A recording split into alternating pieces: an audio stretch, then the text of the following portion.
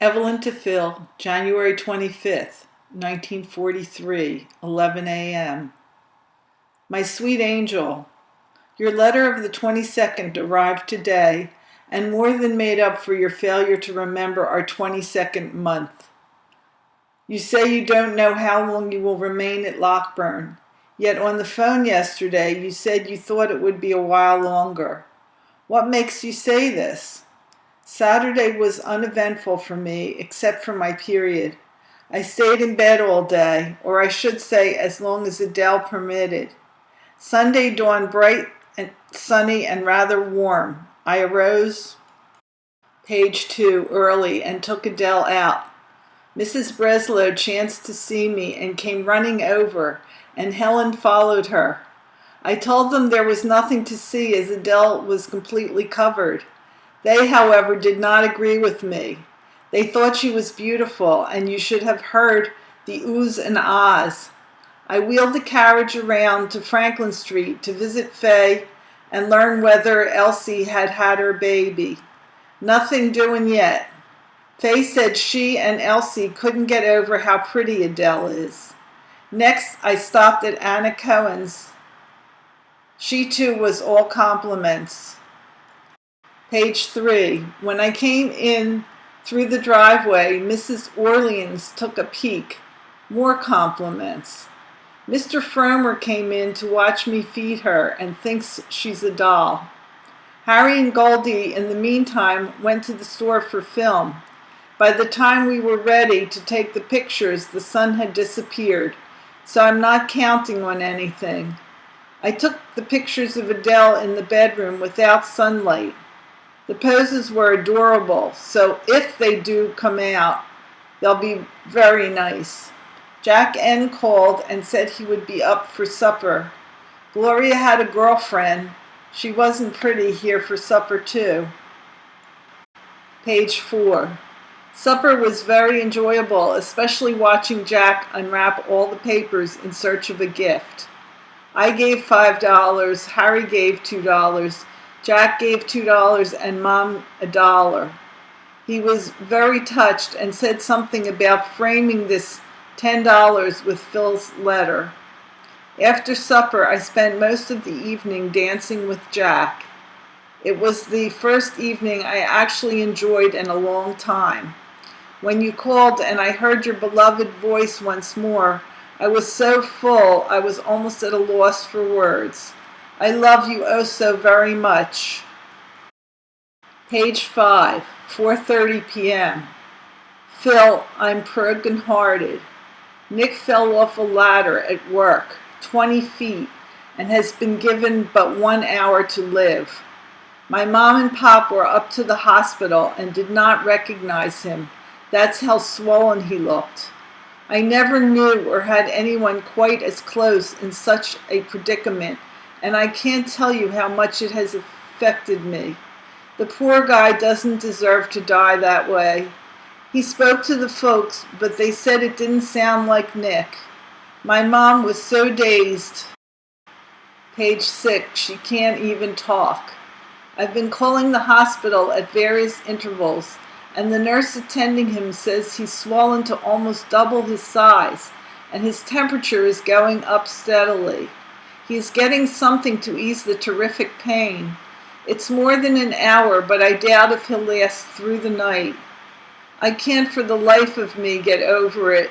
It's such a cockeyed world. I was going to write a very long letter today to make up for my usual 12-page Sunday letter, because I wasn't in the mood yesterday. Page 7. I missed you so keenly. I guess you'll understand. See you tomorrow, precious. Till then, my sweet, and forevermore I shall be your Evie. Philip to Evelyn, Monday, January 25th, 5:20 p.m. Dearest darling, the exuberance in your voice when I talked to you last night struck a responsive chord in my breast and made me unusually lighthearted for the remainder of the evening. As I told you, Red Barnhart and I went into Columbus to see Shadow of Doubt, one of the best that Hitchcock has done to date, and therefore one of the best. I called from the men's lounge of the theater, and this time I made sure I had enough change. Afterward, we went to an ice cream parlor where we indulged ourselves to the extent of a few plates of ice cream. Then we went directly to the bus station. We arrived in camp about 12:15 and hit the hay immediately. This morning was raw and cold, as a change from the balmy breezes of Sunday. We drilled and drilled and drilled. This afternoon I took a walk to hospital where I received my second typhoid, blood type, and smallpox reaction. My arm is a little sore, but otherwise there are no ill effects. The remainder of the afternoon I did what the rest of the company did. Played darts in barracks. Tough life, eh, kid? I would have liked so much to have been with you all yesterday when you presented Jackie, page 2, with his gifts.